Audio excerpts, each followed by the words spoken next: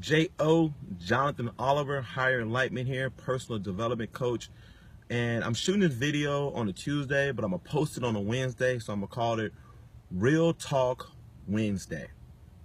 And as I'm sitting here getting ready to just kind of be very vulnerable and very real and very honest with you, it comes with a very clear sense of clarity.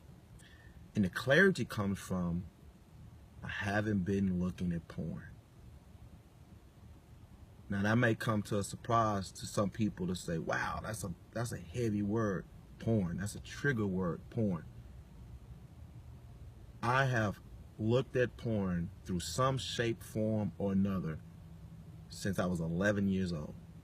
And it wasn't something that I did as like recreational. It was like an addiction for its pornography.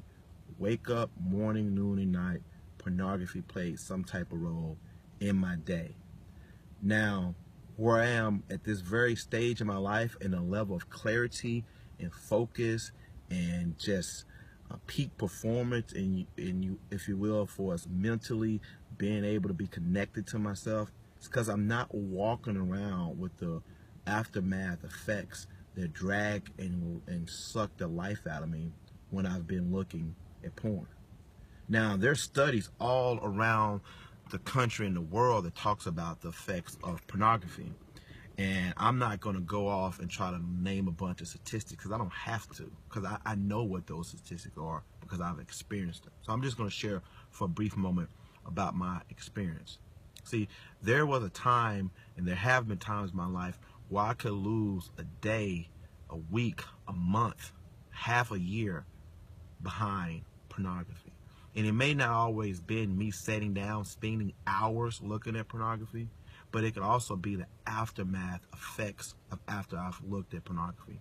Feeling dirty, judgmental, sometimes suicidal, very much doubtful, insecure, lack of confidence, critical of other people, critical of myself, distant from God, distant from other people, isolating, perfectionist, just a real heavy, life-sucking feeling that left me just almost as a zombie, barely getting by, not living to my full potential and capability, more like functioning in the role of performing on how I could show up and not have people really see who I am. So definitely not an authenticity for as a person or integrity.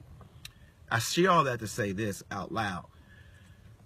If you find yourself in a place, as if I have been before, lost in an addiction or some type of stronghold in your life, and you wonder, does it always have to be this way? Am I always going to be in this position?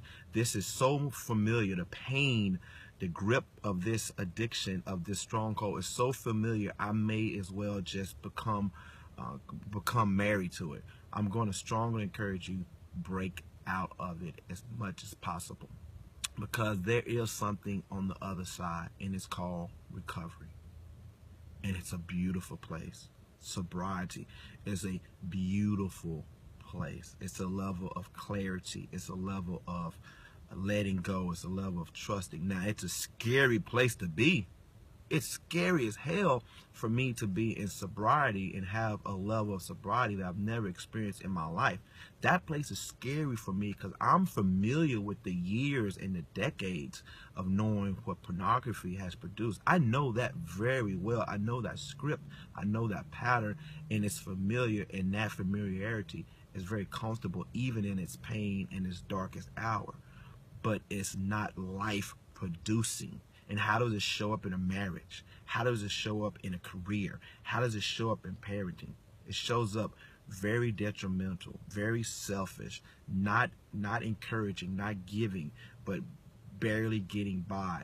It's not a good place to be. So I know where I am right now, mentally and spiritually, in the way that I'm connected. I know without a shadow of a doubt, it goes with God's grace, mercy, and ability to truly say it's because I have not been looking at pornography. and I do not have those effects of that cloudiness just overtaking my brain as well as my soul. So I don't know where you are in your journey. I don't know what part of your life that you're in, but if you are anywhere close to connecting with what I'm sharing with you at this point on this Real Talk Wednesday, I want you to embrace it. I encourage you to accept it, and I encourage you to reach out as possible to get help. And I'm here for that as well. I'm just speaking from the heart. Real Talk Wednesday. This is J.O., Higher Enlightenment, Personal Development Coach. Thanks for tuning in, and continue to make it a great day.